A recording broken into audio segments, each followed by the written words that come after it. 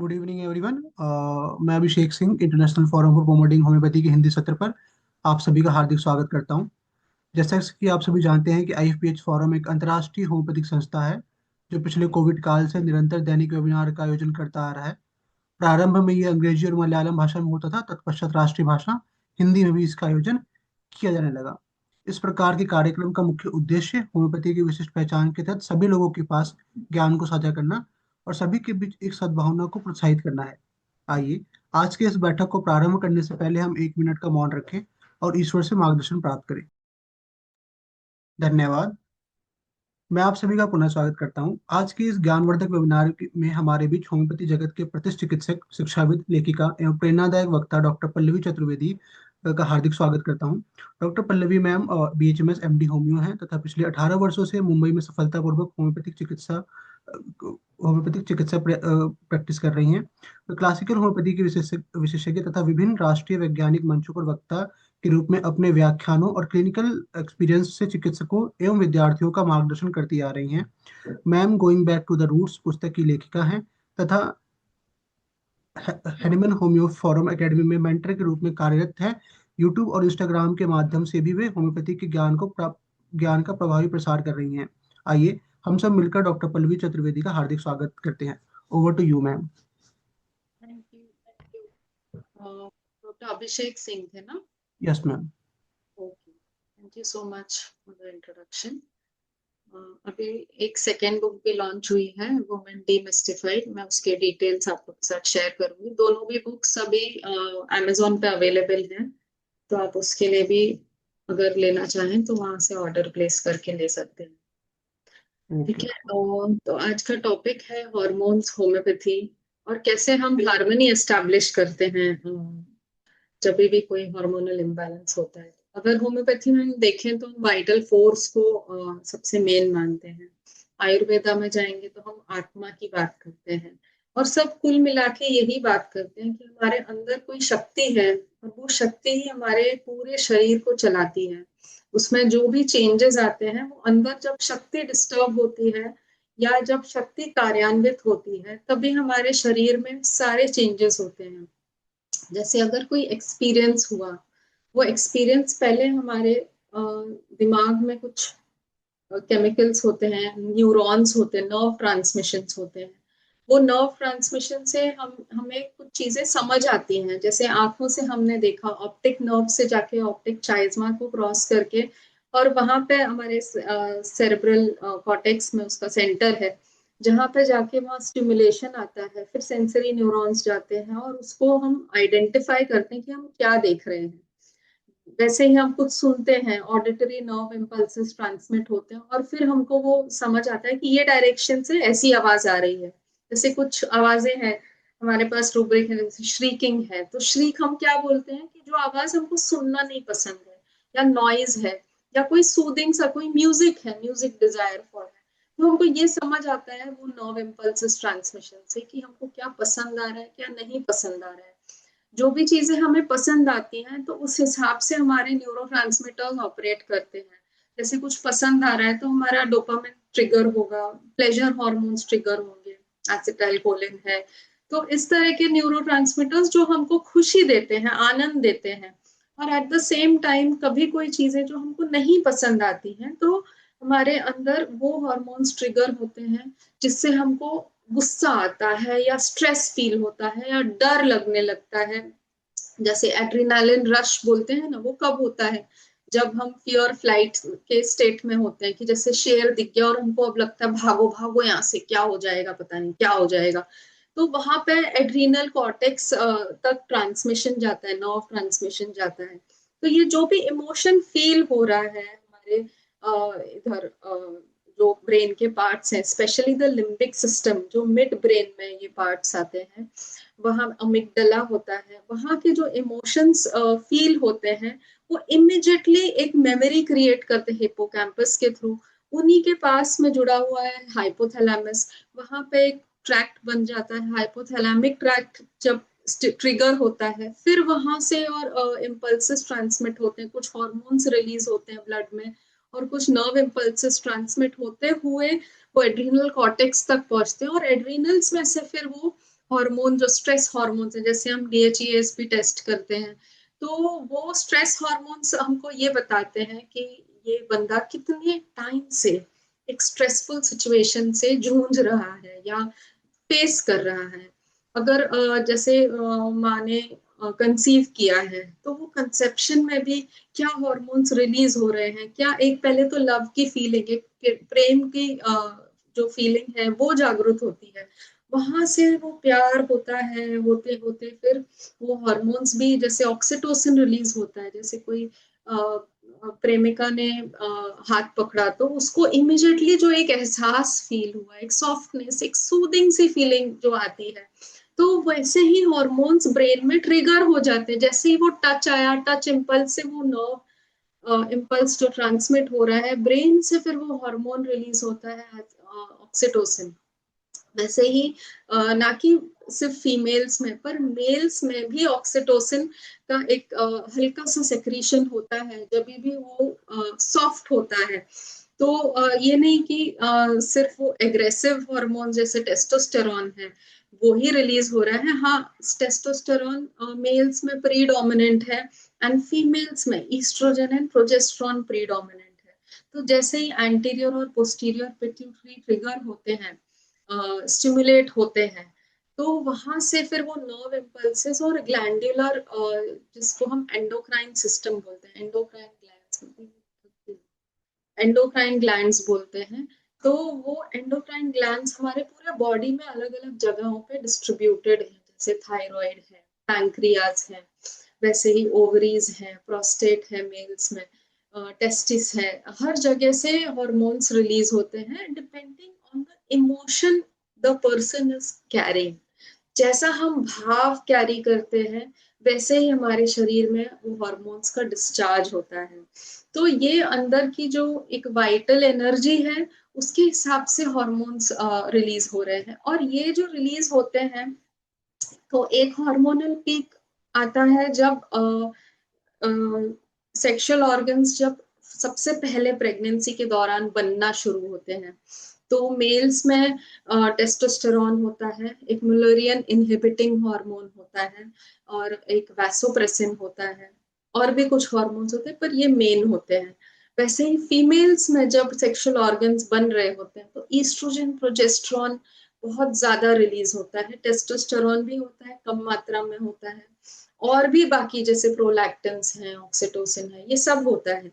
लेकिन ये तब उतना ज्यादा उनका इम्पोर्टेंस नहीं होता है। एक बार वो फॉर्म हो गए ऑर्गन्स, फिर वो डिक्लाइन में रहते हैं या साइलेंट रहते हैं। फिर जब बच्चा बॉर्न हो जाता है ना, तो उसके फर्स्ट ईयर के बाद में, फर्स्ट टू सेकेंड ईयर के बीच में एक इन्फेंटाइल प्यूबर्टी करके होता है, तब एक बार फिर से वो ज्यादा रिलीज होते हैं और फिर वो वापस से डिक्लाइन होते हैं। तो जब भी हम जैसे आजकल पीसीओडी के केसेस, इनफर्टिलिटी के cases due to various reasons बहुत ज्यादा बढ़ रहे हैं, तो हम यहाँ तक भी जाते हैं कुछ केसेस में जिनमें कि हम देखते हैं कि बहुत ज्यादा एक्सेसिव वेट गेन होता है या prolong period of irregular menses हैं, थायराइड डिस्टर्बेंसेस बहुत लंबे समय से हैं। तो उन केसेस में हम जब प्रेगनेंसी हिस्ट्री लेते हैं या पोस्ट डिलीवरी हिस्ट्री लेते हैं, तो उसमें ये फेज को भी हम देखते हैं कि माँ के अंदर क्या स्ट्रेसफुल सिचुएशंस चल रहे थे उसकी लाइफ में, जहां से बच्चे के हॉर्मोन्स के ऊपर इम्पैक्ट आया होगा। तो ये एक होलिस्टिक पॉइंट ऑफ व्यू से हम जब पूरा स्टोरी को समझते हैं, तब एक क्रॉनिक केस ऑफ पीसीओडी को या हाइपोथायरॉयडिज्म को ट्रीट कर सकते हैं। तो ये करते करते इन्फेंटाइल प्यूबर्टी के बाद एक्चुअल मिनार्की जब आती है, एक्चुअल प्यूबर्टी फेज जब आता है, तब वापस से हॉर्मोन्स एकदम पीक में जाते हैं, दोनों मेल्स एंड फीमेल्स में उनके उनके रिस्पेक्टिव हॉर्मोन्स एकदम पीक में जाते हैं। तब फिर रेगुलर मेंसेस आना स्टार्ट होता है, सेकेंडरी सेक्सुअल कैरेक्टर्स आते हैं, और उनके अंदर वो एहसास आता है, एक जैसे बोलते हैं मेच्योरिटी आती है। तो मेच्योरिटी यही हॉर्मोन्स के हेल्प से उनके जो नर्व फाइबर्स हैं वो पहले अनमाइलिनेटेड रहते हैं। जब हम बोलते हैं कि यार ये बहुत इमेच्योर है अभी तक, तो इमेच्योर मतलब माइलिन शीथ अभी तक बनी नहीं है, तो जैसे ये हॉर्मोन्स बढ़ने लगते हैं और मेच्योरिटी के दौरान में उनमें माइलिन शीथ बनने लगती है, ताकि नर्व ट्रांसमिशन जो होता है वो एक स्मूथ मैनर में होता है। अगर वो स्मूथ मैनर में नहीं होता है, मतलब जैसे बोलते हैं ना कि अभी इसका टीन फेज चालू है, टीन्स में है ये, अभी ये प्यूबर्टी में है, इससे बच के रहो बाबा, बहुत इम्पल्सिव हो गया है, बहुत इरिटेबल है, क्रैंकी है, चीजें फेंक देता है, कैसे भी माँ से बात कर लेता है, वो क्या है ना, वो अभी तक माइलिन शीथ फॉर्म नहीं हुई है, इसीलिए वो एक कंफ्यूजन रहता है। नर्व ट्रांसमिशन जो स्किप हॉप करके हो रहा है, एकदम स्मूथ जब होता है तो एटलीस्ट 18-19 ईयर्स तक जब बच्चे एज में आ जाता है, तब तक वो एक स्मूथ नर्व ट्रांसमिशन होने लगता है। तब फिर अपने वो थॉट्स को मेच्योरली बाइफरकेट करके समझ पाता है कि मुझे कैसे किससे बात करनी चाहिए या नहीं करनी चाहिए। उसको एक एहसास आता है कि नहीं, ऐसे बोलेंगे तो उनको बुरा लगेगा, तो वो फिर उसके जो इम्पल्सेस हैं वो अपने आप काम डाउन हो जाते हैं, वो अपने जो हॉर्मोन्स पीक पे थे वो भी सेटल होने लगते हैं बॉडी में, सेकेंडरी सेक्सुअल कैरेक्टर्स डेवलप भी हो जाते हैं। तो वो फिर एक फेज आता है जब स्टेबिलिटी आने लगती है। Then the phase comes where they get into relationships में भी थोड़े थोड़े ऊपर नीचे होते हैं हॉर्मोन्स, जहाँ लव रिलेटेड हॉर्मोन्स बहुत ज्यादा रिलीज होते हैं और उनको एक सॉफ्टनेस फील होती है। फिर वो प्रेगनेंसी के दौरान फिर से एक बहुत बड़ा एक रश ऑफ हॉर्मोन्स आता है, जब वो हॉर्मोन्स एकदम पीक पे रहते हैं और हस्बैंड को लगता है यार वाइफ इतनी ये इरिटेबल क्यों है, या उसके इतने मूड स्विंग्स क्यों हो रहे हैं। At the same time husband भी ये सारी चेंजेस को फील करता है। जैसे हमने देखा होगा बहुत से केसेस में, आम हमारे परिवारों में, कि जब वाइफ प्रेग्नेंट होती है तो हस्बैंड का भी वेट गेन होता है, उसको हम सिंपैथेटिक प्रेगनेंसी बोलते हैं। तो वैसे ही हार्मोनल चेंजेस हस्बैंड में भी नोटिस होते हैं, ऑल्दो वो प्रेग्नेंट नहीं होता है, लेकिन फिर भी वो फीलिंग्स को समझ पाता है क्योंकि वो बाप बनने वाला है। तो जैसे ही डिलीवरी होती है तो हस्बैंड का भी टेस्टोस्टेरॉन थोड़ा डिक्लाइन होता है। तो आप देखेंगे जब वो फादर बनता है ना एक आदमी, तो वो सॉफ्ट हो जाता है, वो और भी ज्यादा अलर्ट और भी ज्यादा सेंसिटिव हो जाता है। तो जब वो सेंसिटिव होने लगता है तब आपको, जैसे बच्चा रोया सडनली, तो वो उठ जाता है और बोलता है देखो इसको दूध चाहिए होगा, इसने सुसु कर ली होगी। ये अलर्टनेस तब आती है जब उसका टेस्टोस्टेरॉन थोड़ा सा लो होता है और उसके अंदर भी दूसरे हार्मोन्स राइज होते हैं। तो ये एक जो चेंजेस है, जैसे माँ के अंदर प्रोलैक्टिन ज्यादा हो जाते हैं, उसको बिल्कुल सेक्सुअल इंटरेस्ट एकदम डिक्लाइन हो जाता है क्योंकि प्रोलैक्टिन्स ने ओवर पावर कर रखा है उसको। तो पहले जो सेक्सुअल एक्टिविटी हाई थी वो ईस्ट्रोजन की वजह से हाई थी, लेकिन अब ईस्ट्रोजन फॉल होता है, प्रोजेस्ट्रॉन थोड़ा सा और फॉल होता है और प्रोलैक्टिन्स हाई हो जाते हैं। तब माँ को लगता है नहीं, मेरे बच्चे के सिवा अब दुनिया में कोई जरूरी नहीं है। तो वो पूरा नरिशमेंट देने में, उसको फीड करने में और उसी के बारे में वो प्री ऑक्यूपाइड हो जाती है। तो हॉर्मोन्स एक प्रोटेक्टिव रोल प्ले करते हैं हमारी लाइफ में, और प्रोटेक्टिव रोल के साथ में हमारे इमोशंस भी उनके हिसाब से चलते रहते हैं। फिर एक मेनोपॉज का फेज आता है फीमेल के लाइफ में, जब हॉर्मोन्स धीरे धीरे डिक्लाइन होने लगते हैं। वैसे ही मेल्स में भी एंड्रोपॉज आता है, लेकिन वो थोड़ा सा और बाद में आता है, जहां उनके हॉर्मोन्स भी धीरे धीरे मेल एग्रेसिव जैसे टेस्टोस्टेरॉन उनके में डिक्लाइन होता है, फीमेल्स में ईस्ट्रोजन डिक्लाइन होता है, लेकिन मेल्स में और स्लो पेस पे डिक्लाइन होता है, फीमेल में थोड़ा सा फास्टर पेस पे डिक्लाइन होता है, थोड़े एज एडवांस्ड होती है। तो जैसे फीमेल्स में मेच्योरिटी जल्दी आती है, वैसे ही फीमेल्स में मेनोपॉज भी जल्दी आता है, जिसके वजह से बहुत सारे चेंजेस आते हैं क्योंकि ईस्ट्रोजन रिसेप्टर्स फुल बॉडी में स्प्रेड हैं। तो जैसे ही एक पेरीमेनोपॉज फेज आता है जिसमें कि वो जहां जहां ईस्ट्रोजन रिसेप्टर्स हैं, ब्रेन से लेके टोज के एंडिंग तक सब जगह ईस्ट्रोजन रिसेप्टर्स हैं। तो हस्बैंड समझ ही नहीं पाता है यार इसको हो क्या गया है आजकल, पहले तो ये मेरी सारी बातें मान लेती थी, अब इसको पता नहीं हर बात पे गुस्सा चढ़ना है, पहले पहले डर के रहती थी, अब मुझे आंख दिखाती है। तो ये क्या चेंजेस आ रहे हैं ना, क्योंकि उसके अंदर बहुत सारी चीजें हिल रही हैं, जो उसको भी समझ नहीं आ रहा है कि ये सडनली क्या हो रहा है मेरे साथ में।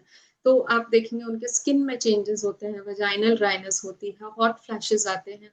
ये सब क्यों हो रहा है? क्योंकि कहीं ना कहीं उसको लग रहा है, जब भी फीमेल को लगेगा कि जो उसकी ये जो प्रोडक्टिव लाइफ थी, जब भी उसने प्रोक्रिएटिव एक्टिविटी जो होती है, जहां उसको डिलीवरी, प्रेगनेंसी और ये सब चलता है, बच्चे का ध्यान रखना बहुत जरूरी होता है, तो वो फेज में वो अपना करियर भी बनाना चाहती है, अपनी एक पहचान भी बनाना चाहती है। और जितना वो सेटिस्फाइड होके वो कामों को करेगी, उतना स्मूथ उसका मेनोपॉजल फेज होगा, उतना इजिली वो एक्सेप्ट कर पाएगी ये सारी चीजों को। जिन महिलाओं को, जिन औरतों को मेनोपॉजल सिम्टम्स बहुत प्रोमिनेंटली या बहुत परेशान करने वाले हो जाते हैं, समझ जाओ कि इन लोग ने अपनी जिंदगी उतने सेटिस्फैक्शन के साथ नहीं जी है।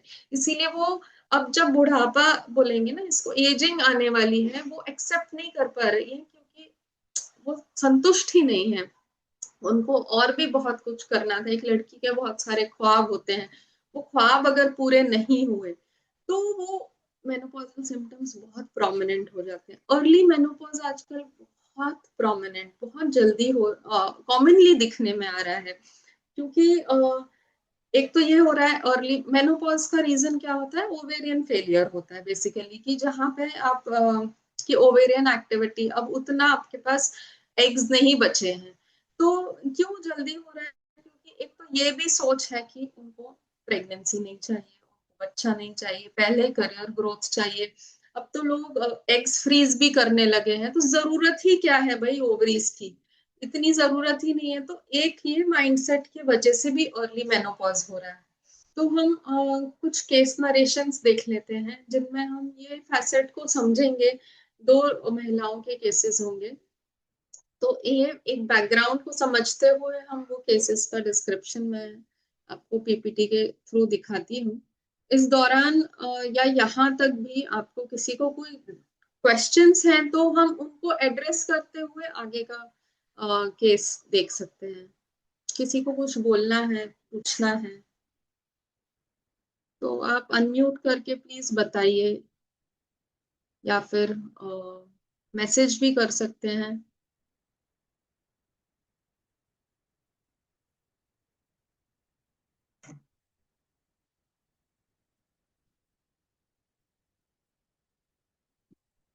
आवाज नहीं आ रही है, कोई कुछ बोलना चाह रहा है? चैट बॉक्स में भी डाल सकते हैं। साउंड क्लियर है, साउंड में कोई प्रॉब्लम नहीं है। अच्छा, किसी को कुछ पूछना है ये टॉपिक से रिलेटेड, तो हम उसको एड्रेस करते हुए आगे बढ़े।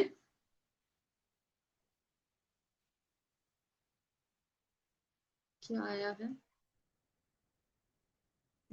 Do you continue? Okay, do you मतलब डॉक्टर यू कंटिन्यू ना? ठीक है, मैं इसको स्क्रीन को शेयर करती हूँ।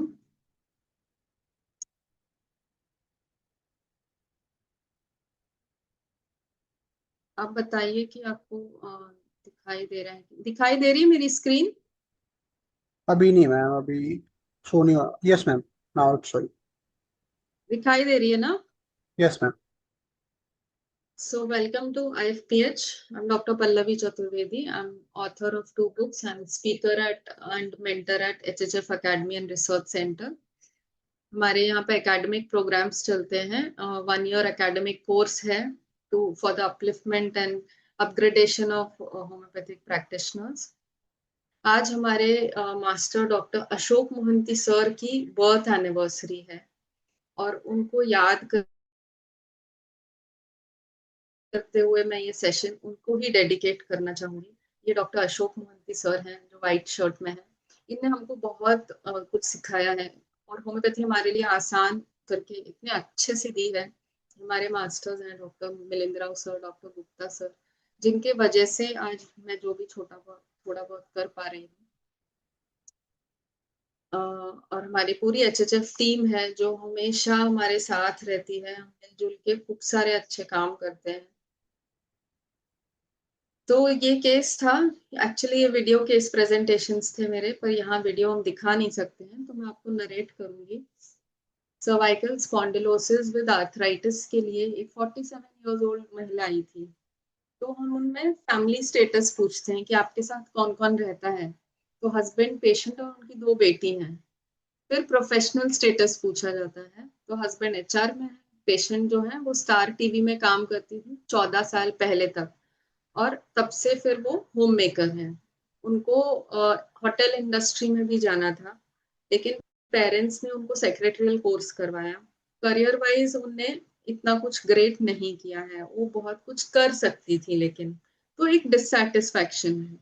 पहली बेटी है वो बीएमएस करके और कॉम्पिटिटिव एग्जाम के लिए प्रिपेयर कर रही है, बीएमएस कर रही है, उसके साथ में कर रही है, और छोटी बेटी है वो 12th स्टैंडर्ड में है।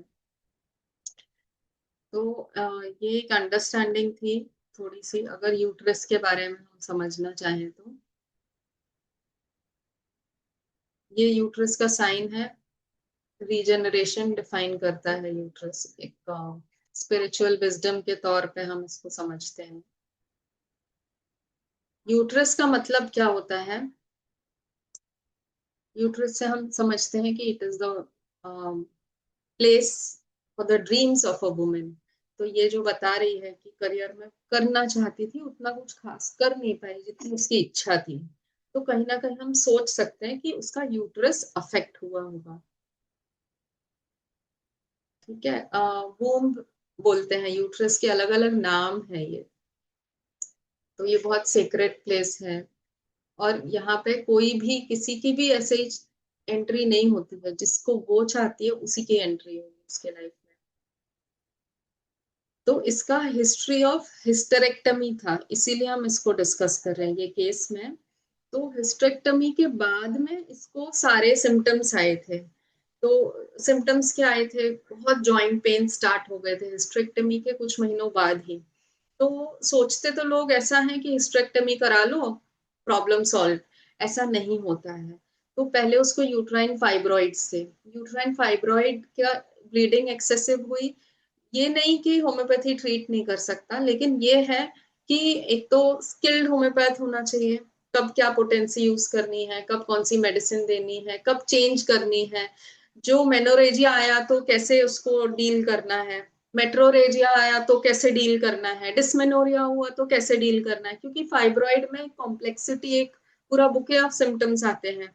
तो अगर सही होम्योपैथ के पास अगर आप गए तो फाइब्रॉइड्स को हम श्रिंक भी कर सकते हैं। एंड एनीवेज जब 40s में ये प्रॉब्लम आती है तो वो मेनोपॉजल फेज में ऑलरेडी पेरीमेनोपॉज में है, हॉर्मोन्स डिक्लाइन होते होते भी फाइब्रॉइड श्रिंक होते हैं।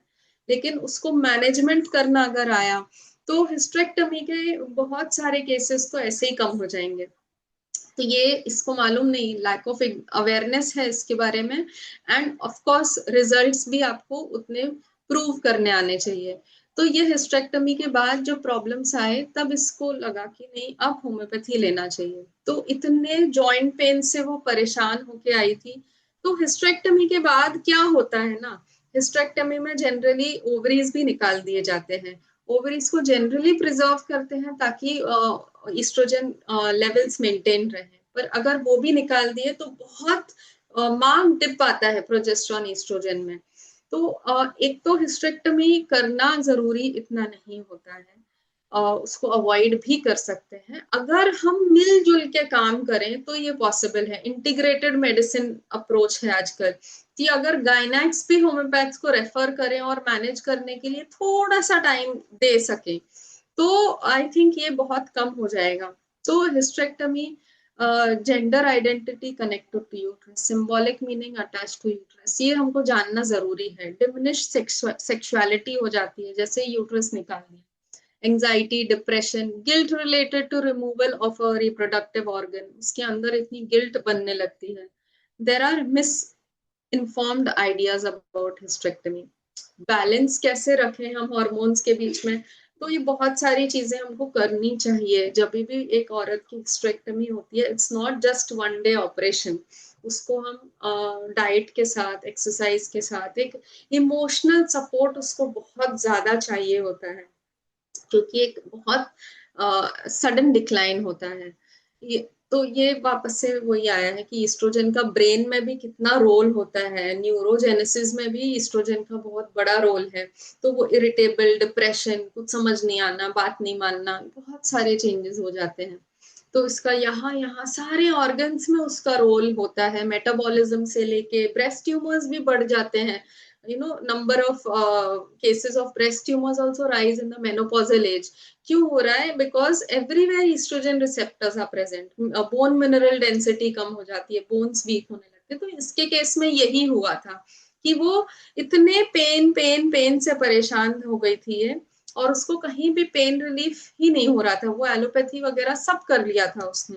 तो ये मैंने वही बताया कि क्या क्या सिम्टम्स होते हैं जब वो हॉर्मोन्स एकदम सडनली विड्रॉ होते हैं। तो आर्थराइटिस, ऑस्टियोपोरोसिस, ये सब के चांसेस बढ़ जाते हैं। तो माइंड योर ओन यूट्रस, मतलब अगर हम अपने इमोशन के, यूट्रस के माइंड को भी समझे ना, तो वो चांसेस कम हो जाएंगे उसके इतने अफेक्ट होने के। तो इसमें स्टोरी ये थी कि उसकी जो मदर इन लॉ थी, पहले साथ में रहती थी उसके। तो ये लोग जॉइंट फैमिली थे। जॉइंट फैमिली के वजह से भी ये जॉब पे इतना फोकस नहीं कर पाती थी। ये एनालिसिस है केस का, तो एक एक पॉइंट पढ़ते हुए मैं उसकी कहानी भी बताती हूँ। Joint pains following hysterectomy with oophorectomy was also done. I am sensitive, kind, understanding, ये उसकी लाइन थी कि मैं कैसी हूँ। तो वो आई पे बहुत ज्यादा फोकस था। I am like this, I am like that, वो इस तरह से बात कर रही थी। और उसके ब्लॉन्ड बाल थे, ब्लॉन्ड मतलब गोल्डन कलर करा लेते हैं ना, वो पूरे ब्लॉन्ड बाल थे। और जीन्स टॉप में आई थी, और ऐसे बड़ी सी घड़ी थी उसके हाथ में। So you have to observe everything as a homoeopath, कि वो ऐसे स्टेट में भी अपने आप को कैसे मेंटेन करके आई है। Haunted bye past events on seeing younger daughter less confident. उसको जब ये लगता था कि मेरी सास जब भी झगड़ा करती थी मेरे साथ, और हमारे घर में इतना माहौल बन जाता था शोर शराबे का, मेरी बेटी सहम जाती थी, मेरी छोटी बेटी इसीलिए ऐसी सहमी सी अंडर कॉन्फिडेंट बन के रह गई, वो मुझे बिल्कुल नहीं पसंद है। I feel contented, I was not wrong, no remorse, my chapter will be clean. तो वो क्या बता रही है कि उसको और उसकी सास का एक दिन बहुत बड़ा झगड़ा हो गया। और सुन सुन के वो इतनी परेशान थी ना अपनी मदर इन लॉ से, एक दिन उसने बोल दिया कि now you get out of my house, I don't want to stay with you. उसने क्लियर बोल दिया। और वो बोलने के बाद मैंने बोला आपको बुरा नहीं लगा कि आपने अपनी मदर इन लॉ को ऐसे बोला? आई फील कंटेंट, मुझे कोई रिमोर्स नहीं है, मेरा चैप्टर क्लीन है, मैंने उसके लिए सब कुछ किया जो वो चाहती थी। लेकिन वो फिर भी अगर खुश नहीं रहना चाहती है और हमेशा यही बताना चाहती है कि मैंने कहाँ कमी छोड़ दी है कुछ भी घर का काम करने में या उसको ट्रीट करने में, तो ये उसकी प्रॉब्लम है। It is her lookout, it is not my lookout. These people went with baggage. ये जो mother in law father in law है ना, ये लोग अब गुजर चुके हैं। तो बोलते हैं वो लोग बहुत सारा बैगेज अपने साथ लेके गए हैं, क्योंकि जाने तक भी ना वो लोग को सिर्फ कंप्लेन्स ही थी मेरे से, और हमेशा नाखुश थे वो लोग। फादर इन लॉ ने मरने के time, father in law said sorry to patient. मरने के टाइम पे फादर इन लॉ को एहसास हुआ कि ये जो बहू है ना वो बराबर थी, उसने अच्छा किया है, और वो सॉरी बोल के गया इसको। career wise there is a dissatisfaction, if anyone takes me for granted I can't take it। अगर मुझे I can't take it, anyone can't take me for granted। इसका इस तरह से बात करने का ढंग था। तो रूब्रिक्स लिए थे, ईगोटिज्म, पॉपिश, जैसे कपड़े पहन के आई थी थोड़े से स्टाइलिश। और वो एक होता है ना कि जैसे हार्मोन डिक्लाइन होते हैं तो हम थोड़े माइल्डर सॉफ्टर कलर्स पहनने लगते हैं, पर ये उस एज में भी अपने आप को थोड़ा सा ऐसा हीरोइन टाइप बना के थी। डेल्यूजन नोबल बीइंग, कि मैंने तो सबके लिए बहुत अच्छा किया है। डेल्यूजन वेल्थ ऑफ, उसको देख के लग रहा था, घड़ी बड़ी थी, ब्लॉन्ड हेयर थे, फैंसी सा पर्स था। तो वो वेल्थ में भी थी कि मैं तो सब कुछ है मेरे पास। तो उसको प्लैटिना 1M दिया था, और उसको फर्स्ट विजिट में 80% रिलीफ मिला था। फिर उसको, नहीं, पहले स्टैट डोज दिया है। स्टैट डोज मतलब हम डोज देते हैं, 15 मिनट बिठा के रखते हैं, उनको 80% रिलीफ लगा। फिर SL कंटिन्यू किया, फिर अक्यूट एपिसोड जो पेन के आए तो वो एलोपैथी लेती थी, तो मैंने उसको बोला अभी आप एलोपैथी मत लो, पेन किलर नहीं लेना है, अब आप होम्योपैथी लो। होम्योपैथी से जब मैनेज करते हैं तो जो हार्मोन का डिक्लाइन होने के बाद बॉडी एडजस्ट नहीं कर पाती, ऐसा नहीं है कि होम्योपैथी देने के बाद हार्मोन ज्यादा बढ़ने लगेगा, no, it is a nature cycle. वो डिप हुआ है तो वो डिप ही रहेगा, लेकिन बॉडी के जो बाकी मेटाबॉलिक पैरामीटर्स है वो लो हार्मोन को एडजस्ट करने में बेनिफिशियल हो जाएंगे, सपोर्टिव हो जाएंगे उसको। asked to repeat platina 1 in water doses in acute pain, patient was relieved but still had to resort to allopathy, और लेकिन लेसर फ्रीक्वेंसी हो गया था, तो फिर उसको प्लैटिना 10 mg दिया 2 महीने के बाद में, और फिर उसका एलोपैथी पेन किलर्स पूरा विड्रॉ हो गया। फिर उसने सिर्फ 10 mg वाटर डोजेस लिए, जब जब उसको प्रॉब्लम हुई वो एकदम कंफर्टेबल हो गई, फिर उसको मैंने एक्सरसाइज और लाइफस्टाइल चेंजेस पे डाला था, and the case went very well. ये दूसरा केस है। यहाँ तक आपको किसी को कोई क्वेरी है, कुछ पूछना है, कोई डाउट्स हैं? Hmm, anything to ask, anything to say? Time क्या हो रहा है? कोई और कुछ भी पूछना हाफ चाहता है, बताना चाहता है? हाफ एन आवर हो गया मैम, और हाफ एन आवर का सेशन और रहता है अभी। अच्छा, थैंक यू।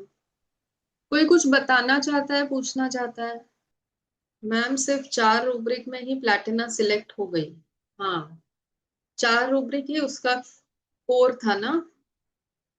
तो हम अगर अप्लाइड माइंड मेथड बोलते हैं इसको, कि जो आपके, जैसे हमने स्टार्टिंग में ही बोला था, वाइटल फोर्स की आवाज जो है ना, सबसे पहले इमोशंस, उसके बॉडी लैंग्वेज, उसके टोन एंड जेस्चर्स से झलकती है। और फिर उसके बाद में, जैसे अगर आपको यहाँ पे सेशन लेने या सुनने के लिए भी आप बैठे हैं, तो आपको अगर खड़ा होना है, तो सबसे पहले क्या आएगा ना चेंज आपकी बॉडी में, एक मेंटल इम्पल्स आएगा। वो इम्पल्स ट्रांसमिशन होके आपको फिर लेग्स में मैसेज जाएगा कि यू हैव टू स्टैंड। तो सबसे पहले जो होता है ना, वो माइंड लेवल पे चेंजेस आते हैं। अगर वही हमने, वो सेंटर ऑफ द पर्सन है, जैसे बोलते हैं cure takes place from centre to periphery. आपने सेंटर को हिट करना है, सेंटर आपको मालूम चल गया, पेरिफेरी का हीलिंग अपने आप हो जाएगा, क्योंकि आपने सेंटर को बैलेंस कर दिया। उसकी जो इरिटेशन है, उसका जो डिस्टरबेंस है, उसको अगर आपने काम डाउन कर दिया, सूद कर दिया, तो वो वाइटल फोर्स खुद ही हीलिंग ट्रांसमिशन, हीलिंग सिग्नल्स, जो हॉर्मोन्स भेजने हैं, जो केमिकल्स भेजने हैं, जो भी नरिशमेंट करना है, जो भी जैसे ऑस्टियोपोरोसिस हो रहा है और vitamin D calcium sufficiently absorb नहीं हो रहे, मेटाबॉलिक डिस्टरबेंस हो गया उसकी वजह से, तो वो एब्जॉर्ब होने लगेगा। जो बोन ग्रोथ होनी है, जहां पे भी वीकनेस आई है, वो अपने आप हो जाएगी। कहीं भी इंफ्लेमेटरी कंडीशन है, वो अपने आप सेटल डाउन हो जाएगी। तो हम फिजिकल को लेके टारगेट करेंगे, तो हम सेंटर को पकड़ना मुश्किल हो जाएगा। इससे अच्छा हम सेंटर को पकड़े, पेरिफेरी अपने आप हील हो जाता है। तो ये अप्लाइड माइंड मेथड है। ऑल्दो होम्योपैथी में बहुत सारे मेथड्स हैं, पर मैंने इस तरह से अपने मास्टर्स से सीखा है, और उसी मेथड को मैं फॉलो करती हूँ।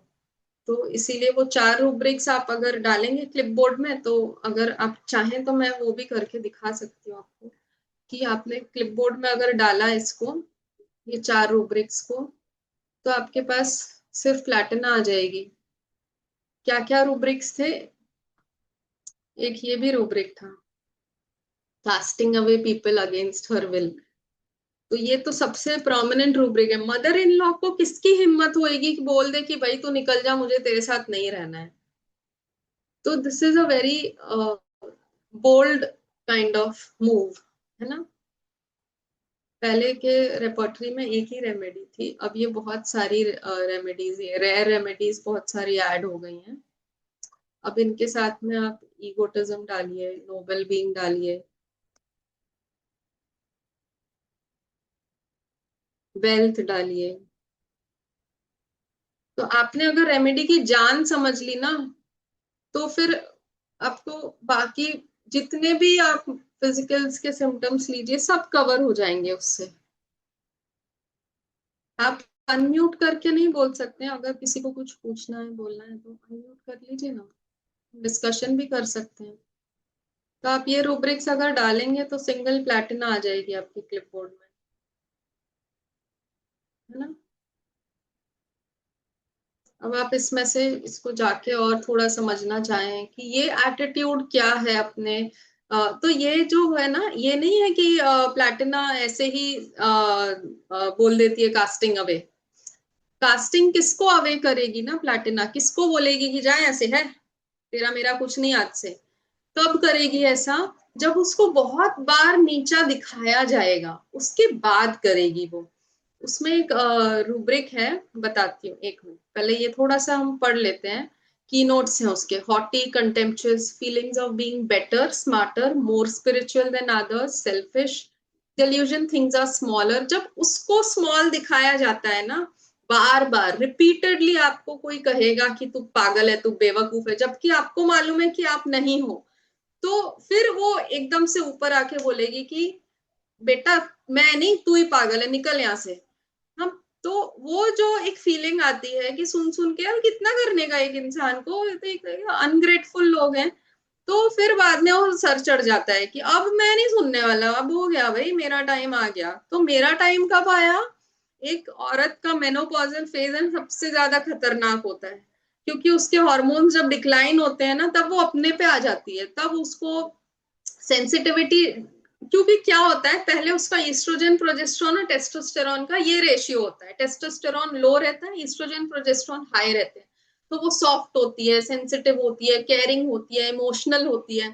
फिर धीरे धीरे ये जब डिक्लाइन होता है ना, तो ratio of testosterone and progesterone and oestrogen ये ऐसा हो जाता है।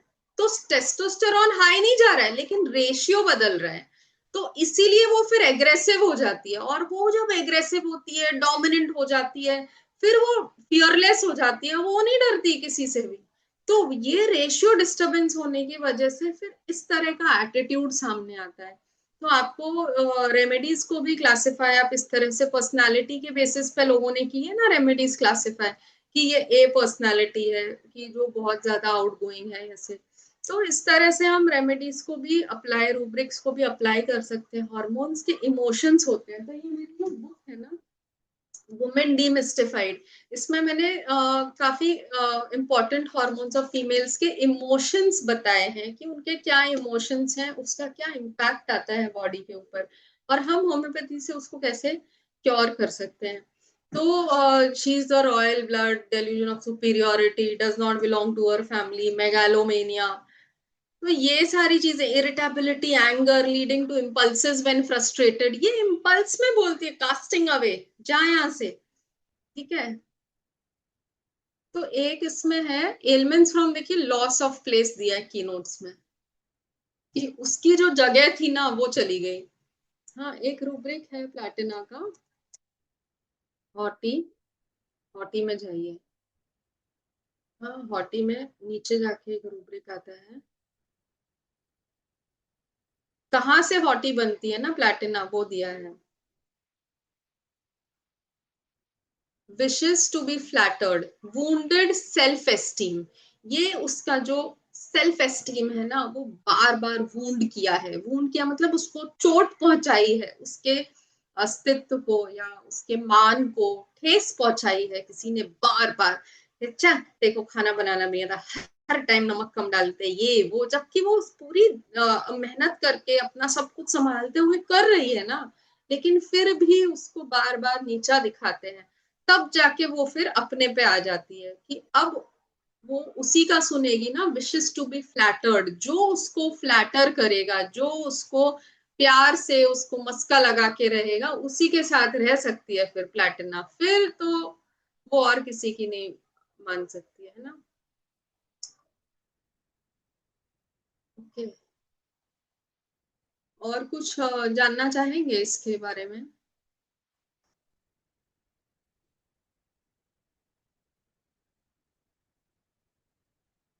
आ जाए नेक्स्ट केस पे। ठीक है।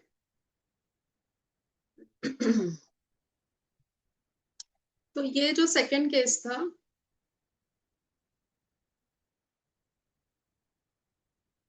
स्क्रीन। तो सेकंड केस था, ये भी वीडियो केस है, पूरा रिपोर्ट्स और सब कुछ के साथ में है ये भी। लेकिन यहाँ मैं नहीं दिखा सकती हूँ। आप एचएचएफ में जब भी वेबिनार सेमिनार अटेंड करेंगे तो आपको हमेशा वीडियो केसेस मिलेंगे देखने के लिए, समझने के लिए डिटेल में। तो ये कपल था, 4 साल से शादी हो गई थी, 27 साल की लड़की है। लड़का जो है वो उससे ऑलमोस्ट 8-10 साल बड़ा है। दोनों वो मैं वो नहीं बताना चाहूंगी, दोनों डॉक्टर्स हैं। और इनको जो अबॉर्शन हुआ था रूबेला इन्फेक्शन से, हिस्ट्री ऑफ अबॉर्शन, फिर आईयूआई साइकिल्स लिए थे कुछ, वो भी फेल हो गए थे।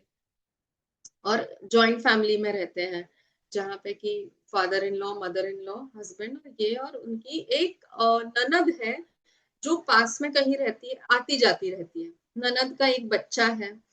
तो इनको प्रॉब्लम ये थी कि एक तो जब शादी हुई तो हस्बैंड जो है वो पोस्ट ग्रेजुएशन कर रहे थे उस टाइम पे। तो वो अपने पढ़ाई में भी लगे रहते थे, उनकी प्रैक्टिस भी पहले की, क्योंकि वो 8 साल बड़े हैं तो उनकी खुद की प्रैक्टिस भी थी। और ये जो थी वो अंडर ग्रेड थी, इसका कॉलेज भी चल रहा था। तो ये भी अपना कॉलेज करते हुए हस्बैंड को सपोर्ट करने के लिए, क्योंकि वो अपना खेती बाड़ी भी देखता था, उसके कुछ और बिजनेस था तो वो भी देखता था हस्बैंड, क्योंकि घर में फाइनेंसेस लाने हैं, पापा की एज हो गई है तो उसको सब कुछ संभालना था। तो ये लड़की अपना अंडर ग्रेजुएशन का कॉलेज करते हुए हस्बैंड का क्लिनिक भी संभाल रही है, घर के काम भी कर रही है। तो इसको किसी ने बोल दिया कि मदर इन लॉ ने टोक दिया कि तुम साड़ी पहना करो। तो इसने साड़ी पहनी नहीं, इसने बात नहीं मानी और ये ड्रेस पहन के ही अपना सब काम करती थी, क्योंकि उसने एक्सप्लेनेशन दिया कि भाई मैं ना ड्रेस पहन के ऊपर नीचे का घर है, कॉलेज आना जाना है, इतना सब एक्शन ओरिएंटेड काम है, मैं साड़ी पहन के कंफर्टेबल नहीं होंगी। तो उस बात को लेके इनका कुछ आर्ग्यूमेंट चला कुछ दिन तक। और फिर वो हस्बैंड को बोलती थी कि तुम जरा बोल दो ना कि मुझे इस तरह से ना बोला करे। फिर बाद में कुछ दिन निकल गए, फिर बाद में उसने देखा कि अरे यहाँ तो ननद बार बार आती जाती है। फिर उसको लगने लगा कि ये हस्बैंड जो है ना मेरी ननद के ऊपर ज्यादा ध्यान देते हैं, उनका बेटा बार बार बीमार होता है तो वो बोलती थी आपको क्यों बार बार उनके हॉस्पिटल में विजिट लगाना होता है, आपको क्यों उसका एडमिशन देखना होता है, उसके पापा नहीं है क्या उसका सब करने के लिए, ये ननद बार बार आके यहाँ पे क्यों रहती है या। तो उसको ये लगता था कि ये मेरा पति है ना, हमारा परिवार इतना ही होना चाहिए, ननद की शादी हो गई तो वो बाहर रहनी चाहिए, लेकिन वो बार बार क्यों आती है। फिर बाद में मेरी मदर इन लॉ ना मेरी ननद के साथ मुझे कंपेयर करती रहती है। तो इसको लगता था बार बार ना ये मेरी सास कुछ भी बात कर रही है ना तो मेरे बारे में ही बात कर रही है। तो ये सारे फीलिंग्स को लेके जब भी हस्बैंड घर पे, ये लोग का प्राइवेट टाइम होता था तो ये सारी बातें हस्बैंड को शेयर करती थी। और हस्बैंड बोलता था कि देखो तुम ऐसा मत सोचा करो कि मेरी बहन है, वो मेरा जो जीजाजी है वो थोड़ा सा फाइनेंशियली वीक है, तो उनको मैं क्या कैसे मना बोलूंगा, उनको हेल्प करना तो मेरा ही कर्तव्य हो गया, मैं भाई हूँ, बड़ा भाई हूँ। तो बोलती थी अरे तुम भाई बाद में, अभी तुम मेरे पति हो, मेरे साथ ज्यादा टाइम स्पेंड करो, मेरे ऊपर ज्यादा ध्यान दो, तुम्हारा पूरा ध्यान तो इन सब में बटा हुआ है। तो ये इनका कांस्टेंट इसी बात को लेके नोक झोंक चलती थी। फिर उसको लगता था ये ना बार बार मेरे बारे में बोलते रहते हैं। तो वो हस्बैंड बोलता था नहीं ऐसा नहीं है, तुमको ऐसा कुछ शक हो रहा है, तुम्हारा ये मन का वहम है। तो फिर कुछ भी अगर हो जाता था तो बार बार हस्बैंड को बोलती थी नहीं देखो ऐसा हुआ था ना, फिर ऐसा हुआ था, लेकिन तुम बताओ अभी मैं सही हूं ना। तो हस्बैंड बोलता था कि वो बोलता था कि हाँ ठीक है, वो भी अपनी जगह सही है, तुम भी अपनी जगह सही हो, लेकिन वो साइड नहीं लेता था किसी की। तो जनरली आम तौर पे यही होता है, एक हस्बैंड की हालत एक सैंडविच के जैसी हो जाती है कि वो दोनों साइड का सुन लेता है और खुद अपने इमोशंस को भी संभालना पड़ता है उसको, इन दोनों के इमोशंस के साथ में। तो वो उसको इस तरह से एकदम जैसे एक औरत को चाहिए होता है ना कि वो पूरे कॉन्फिडेंस के साथ और सबके सामने बोले कि मेरी पत्नी सही है, वो नहीं कर पाता था। और उससे ये इतनी डिस्टर्ब होती थी कि तुम सास ससुर के सामने ये क्यों नहीं कह सकते कि मैं सही हूँ। और ये इससे इतनी परेशान कि वो कंसीव नहीं कर पा रहे हैं, क्योंकि दोनों के बीच में फ्रिक्शन है, तो एग और स्पर्म कैसे यूनाइट होंगे। तो ये मिलजुल के केस का सार था। तो फर्टिलाइजेशन में प्रॉब्लम कब आ रही है ना, जब फर्टिलिटी को हम कैसे समझते हैं, फर्टिलिटी मतलब एक जो मैदान है, वो जो बोलते हैं ना कि फर्टाइल ग्राउंड है जहां पे आसानी से हम कुछ भी उगा सकते हैं। तो इनफर्टिलिटी में कुछ भी उगाना मुश्किल हो जाता है, उपजाऊ जमीन बोलते हैं, उपजाऊ नहीं है। तो तो उसमें उतने एलिमेंट्स नहीं है, या टॉक्सिक कॉन्सेंट्रेशन ऑफ एलिमेंट्स है। टॉक्सिक मतलब जो उसके विचार है ना वो टॉक्सिक है, उनको आप खत्म कर दो ना। आप इनफर्टिलिटी में क्या फिजिकल सिम्टम्स को पकड़ेंगे? अगर आपने इन्वेस्टिगेशन कर लिए और आपने देख लिया कि इन्वेस्टिगेशन में सारी रिपोर्ट्स फाइन है, आईयूआई भी फेल हो रहा है, हिस्ट्री ऑफ रूबेला है, अब बताइए आप कौन से फिजिकल सिम्टम को यहाँ पे कंसिडर करेंगे? तो आपको एक होलिस्टिक एस्पेक्ट से अगर आप इमोशंस को टैप करें तो ये रास्ता आसान हो जाएगा। ये सारी जर्नी, ये सब कुछ मेरे बुक में दिया हुआ है, ये रेमेडी के बारे में बहुत डिटेल में दिया है। तो पेशेंट जो है वो delayed pregnancy for a year due to her internship, then husband had accident, husband's workplace was set on fire, she had an abortion, husband gave lesser time due to his added responsibilities of sister, nephew, finances, etc. Patient doesn't like to be compared with sister-in-law, she fights for her rights, tries to convince her husband that she is right, husband should support her when she is right, take her side. She thinks people are talking about her, which makes her very insecure. तो यहाँ से ये rubrics pickup किए थे। तो rubrics लिए थे: delusion, neglected, she is delusion, she is not appreciated, egotism, suspicious people are talking about her, confidence, want of self depreciation, flattered desire to be। Palladium 1 mg दिया था, 3 डोज, पहले 3 रात को, उसके बाद सैक्लैक रखा और 1 महीने के बाद ही पेशेंट ने कंसीव कर लिया। उसकी प्रेगनेंसी के बीच में कुछ स्पॉटिंग के एपिसोड्स आए थे जो पैलेडियम 30 का सिंगल डोज से सेटल हो गए थे, और फिर उसका एग्जैक्ट ड्यू डेट के आसपास ही हेल्दी बेबी बॉय भी उसका भी बर्थ हो गया। तो एकदम स्मूथ कंसेप्शन हो गया। तो ये एक इनफर्टिलिटी का बहुत सुंदर केस था। ये जो 6 रेमेडीज दिखा रहे हैं हम, ये हैं प्लैटिना ग्रुप ऑफ रेमेडीज बोलते हैं इनको। तो इनको भी हम डिटेल में समझ सकते हैं। तो प्लैटिना और पैलेडियम के कुछ कॉमन फैसेट्स हैं ये। अगर आप मेरी बुक लेंगे तो इसमें डिटेल में आप इसका डिस्क्रिप्शन देख पाएंगे, मैंने पीपीटी में भी दिया है। ये कुछ कॉमन एस्पेक्ट्स हैं, mental aspects, emotional aspects of the two very close remedies, जिन दोनों को भी बुरा लगता है, अप्रिशिएटेड फील नहीं होता है, डिसकंटेंट होता है, सॉरी, एक्सेंट्रिसिटी होते हैं फैंसीज को लेके कि मेरी जिंदगी ऐसी होनी चाहिए, ऐसी होनी चाहिए, लेकिन वो निग्लेक्टेड फील करते हैं, ऑनर वुंडेड फील करते हैं, कॉन्ट्राडिक्शन टॉलरेट नहीं कर सकते हैं, ईगोटिज्म बहुत ज्यादा रहता है, दोनों को फ्लैटरी चाहिए, दोनों का वुंडेड सेल्फ एस्टीम है, दोनों को इनजस्टिस कैन नॉट टॉलरेट है, दोनों अपने स्वाभिमान के लिए सेल्फिश हैं, सस्पिशियस हो जाते हैं।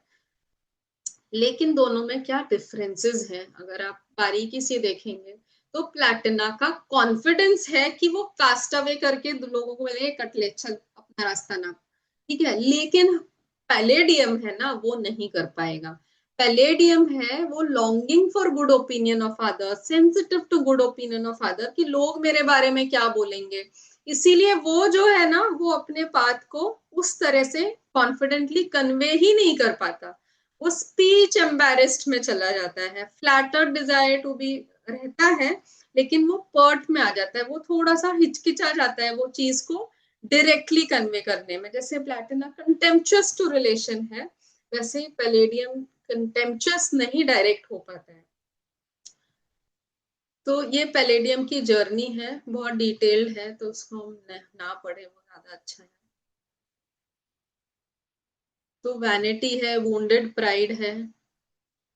इसको मेन क्या चाहिए, अगर आप मटीरिया मेडिका ऑफ पैलेडियम देखेंगे तो एप्रोबेशन, उसका मेन लव फॉर एप्रोबेशन, तालियां बजाओ, शाबाशी दो उसको, बोलो अरे क्या काम, क्या खाना बनाया, अरे पानी, क्या पानी का ग्लास, इतना सुंदर पानी लाए हो गया तुम, बहुत अच्छा काम किया। मतलब वो छोटे से छोटा काम को भी उसको ये चाहिए कि उसको बहुत, जैसे आजकल के बच्चे होते हैं ना, कुछ काम नहीं कर पाते घर का, लेकिन उनको पैम्परिंग इतनी ज्यादा चाहिए, क्योंकि आजकल कम बच्चे होते हैं घरों में, तो हम छोटे से छोटे काम को भी बच्चे को बोलते हैं अरे क्या ड्राइंग बनाई, एप्पल का तो ऐसा लग रहा है असली का एप्पल बना दिया, मैं खा भी सकता हूँ।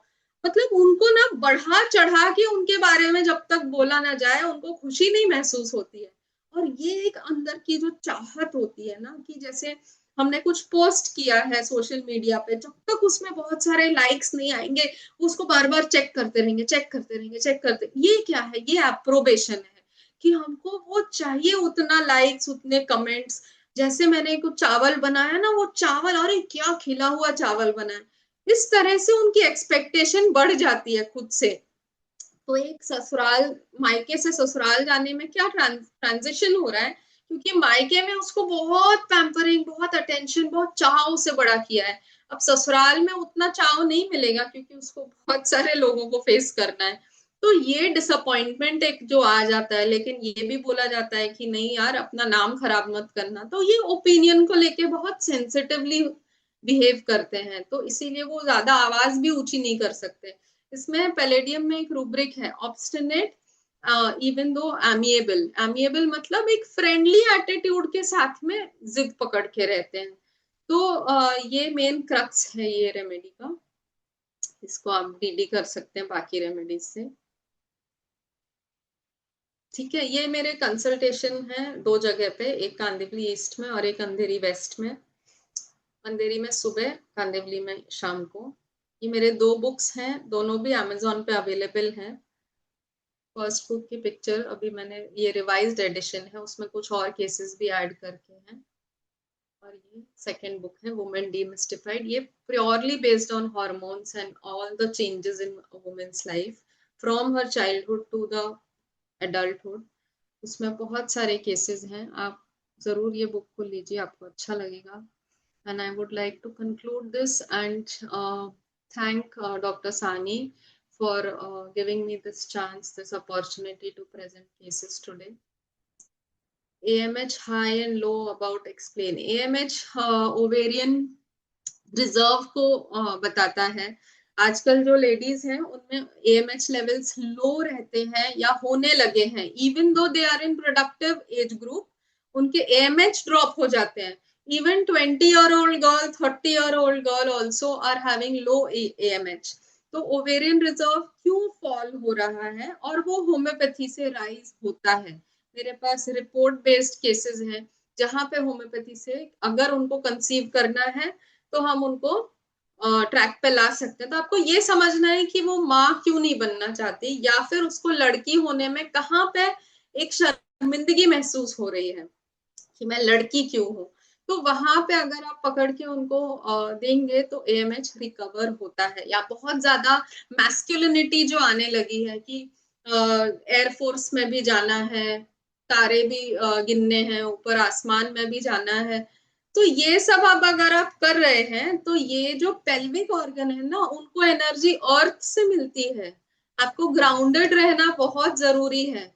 तो अगर हम अपने नेचर को समझ के नेचर से कनेक्शन अगर तोड़ देंगे तो ये सारी चीजें करना हॉर्मोन्स के, नेचर क्लॉक के अगेंस्ट जाने लगता है।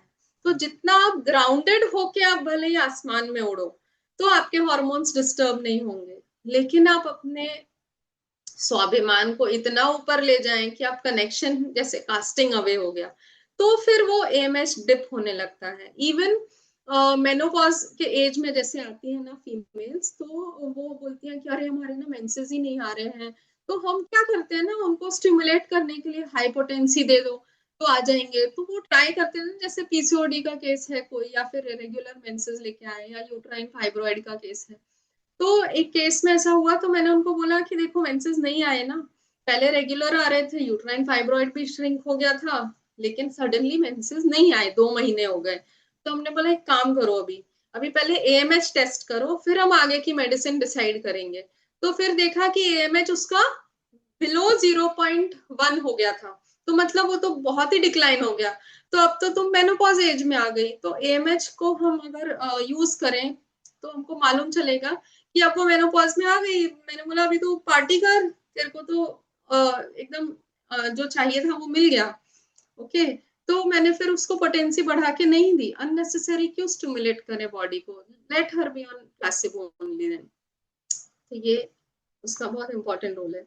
Rubella we miscarriage abortion explain, क्या एक्सप्लेन करना है सर इसमें? उनको इन्फेक्शन हुआ क्योंकि वो एक टॉक्सिक थॉट को लेके थी। इन्फेक्शन जरूरी नहीं एक्सटर्नली होता है, ये सारे जितने भी माइक्रो ऑर्गेनिजम्स हैं हमारे बॉडी में ऑलरेडी प्रेजेंट हैं, वो खाली एक गेटवे होता है जो उनकी एंट्री को उनका गेट और बढ़ाता है और उनके मल्टीप्लिकेशन को चांस देता है। तो ये हमारे इमोशंस हैं, जितना हम टॉक्सिसिटी कैरी करेंगे हमारे दिमाग के अंदर, उतना ज्यादा ये माइक्रो ऑर्गेनिजम्स मल्टीप्लाई हो जाएंगे। तो ये कहाँ पे मल्टीप्लाई हो रहे हैं? ये और इसमें यूट्राइन ट्रैक्ट में मल्टीप्लाई हो रहे हैं, सर्वाइकल ट्रैक्ट में मल्टीप्लाई हो रहे हैं, क्योंकि वहीं पे वहीं से रिलेटेड उसको सारे वो टॉक्सिक थॉट्स हैं कि मेरा हस्बैंड ऐसा है, मेरा हस्बैंड ये कर रहा है, मेरा हस्बैंड वो कर रहा है। तो वो हस्बैंड की एंट्री ही रेस्ट्रिक्ट हो गई वहां पे ना, जैसे इन्फेक्शन आ गया उसको। तो या फिर वो उसको कंसीव ही नहीं करना चाहती कि ऐसा आदमी जो मुझे चाहता ही नहीं है, वो तो अपने परिवार को ज्यादा चाहता है, तो वो बच्चा नहीं चाहेगी, तो कहीं ना कुछ रीजन से मिसकैरेज हो जाएगा। जैसे ही वो सिचुएशन उसकी स्टेबलाइज हो जाएगी, वो अपने आप कंसीव भी कर लेगी। तो एक मेंटल बैलेंस होना आज के दिन बहुत जरूरी है। एफएसएच हाई एंड मेनोपॉज, हाँ तो ये तो नॉर्मल सी बात है ना, अगर आपके हार्मोन्स डिप हो रहे हैं तो एफएसएच हाई ही होगा, क्योंकि बॉडी में ईस्ट्रोजन प्रोजेस्टेरॉन प्रोड्यूस ही नहीं हो रहा है। तो FSH high is sine of menopause. तो या तो आप एएमएच कर लो, या फिर आप एफएसएच भी हाई अगर रिपोर्ट दिख रहा है तो वो कॉन्क्रीट है ना कि she has reached her menopause. So this is again one indicator, so which helps us to conclusively say कि भाई अब आपका मेनोपॉज आ गया है। Testosterone one total high and PCOD. Testosterone one क्या है? टेस्टोस्टेरॉन, अच्छा testosterone total high and PCOD, हाँ सर, क्योंकि उसमें मैस्कुलिनिटी बढ़ जाती है। ये केस मैंने जब सानी सर का ये 2 साल पहले का सेमिनार था, उसमें एक पीसीओडी का केस प्रेजेंट किया था जिसमें लड़की का टेस्टोस्टेरॉन हाई था, प्रोलैक्टिन्स हाई थे और डीएचईएस हाई था, और वो होम्योपैथी देने के बाद पीसीओडी रिवर्स हुआ, उसके सारे हॉर्मोन्स बैलेंस में आ गए, सब कुछ रिवर्स हो गया, एंड वो सिर्फ 21 साल की लड़की थी। तो वो क्यों हाई हुआ ना? क्योंकि वो अपने आप से नाखुश थी शुरू से, मल्टीपल अफेयर्स हो रहे थे, स्मोकिंग कर रही थी, ड्रिंकिंग कर रही थी, यहाँ तक कि ड्रग्स ले रही थी। तो ये सब क्या कर रही है? जो आवारागर्दी जो लड़के लोग करते हैं उसको वो सब कुछ करना था, और फिर करके वो इतना एग्जॉस्ट हो गई थी, फिर बोली अब मुझे अपने आप से जुड़ना है, now I want to connect with my self, ऐसा करके वो जब आई तब फिर सब रिवर्स हुआ। तो टेस्टोस्टेरोन मतलब बहुत एग्रेसिव तेल वाली जो लड़कियां होती हैं उनका हाई हो जाता है। तो ये आप बुक जरूर लीजिए, मैं बताऊंगी कि, मैं ये नहीं बोल रही मेरे प्रमोशन के लिए, लेकिन आप ये पढ़ेंगे तो आपको ये सारा interconnectedness of emotions, hormones and homeopathy का क्या रोल है, ये बहुत अच्छे से आप समझ पाएंगे। ठीक है, 8:29। Thank you so much for this wonderful session. काफी अच्छा सेशन था। Thank you. Now it's time for the next session. Doctor Anjali ma'am, you can start the